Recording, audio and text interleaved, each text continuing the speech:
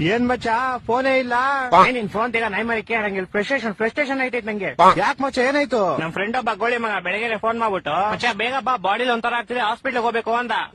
ಸರಿ ಅಂತ ನಾನು ಹೋಗ್ಬಿಟ್ಟು ಹಾಸ್ಪಿಟ್ಲ್ ಕರ್ಕೊಂಡು ಹೋದೆ. ಅಲ್ಲಿ ನೋಡ್ರೆ ಆ ಗೋಳಿ ಮಗ ಡಾಕ್ಟರ್ ಹತ್ರ ಹೋಗ್ಬಿಟ್ಟು ಸರ್ ನಂಗೆ ದಿನಕ್ಕೆ 3 ಸತಿ ಮಾತ್ರ ಹೊಟ್ಟೆ ಇಸ್ತದೆ ಅಂತವ್ನೆ. ಯಾವ ಎಲ್ಲ ಆಮೇಲೆ ಈಗ ಡಾಕ್ಟ್ರು ಅದೆಲ್ಲರಿಗೂ ಆಗುತ್ತಪ್ಪ ಅದ್ ಬಿಟ್ಟು ಬೇರೆ ಏನಾದ್ರು ಪ್ರಾಬ್ಲಮ್ ಇದ್ರೆ ಹೇಳು ಅಂದ.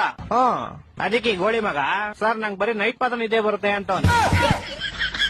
ಆ ಡಾಕ್ಟ್ರು ನನ್ ಮಗ ನೋಡ್ತಾವನೆ ಎಂತ ಗೋಳಿ ಮಗ ಕರ್ಕೊಂಡ್ ಬಂದಿದ್ಯಾ ಅಂತ. ಅಯ್ಯೋ ಮತ್ತೆ ಕರ್ಕೊಂಬಂದ್ಬಿಟ್ಟೆ ಶಿಷ್ಯನ್ ಹೆಂಗ ಆಚೆಗೆ. ಆಚೆ ಬಂದ್ಬಿಟ್ಟು ಶಿಷ್ಯ ಹಾಸ್ಪಿಟ್ಲ್ ಎಲ್ಲ ಫುಲ್ ನೋಡ್ಬಿಟ್ಟು ಮಚ್ಚ ಈ ಹಾಸ್ಪಿಟ್ಲ್ ನಂಗೆ ತುಂಬಾ ಸ್ಪೆಷಲ್ ಅಂದ. ಏನ ಸ್ಪೆಷಲ್ ಅಂದ್ರೆ ಮಚ್ಚ ನಾನು ಈ ಹಾಸ್ಪಿಟಲ್ ಹುಟ್ಟಿದ್ದು ಅಂದ. ಅದ್ರಲ್ಲಿ ಸ್ಪೆಷಲ್ ಐತಂತೆ.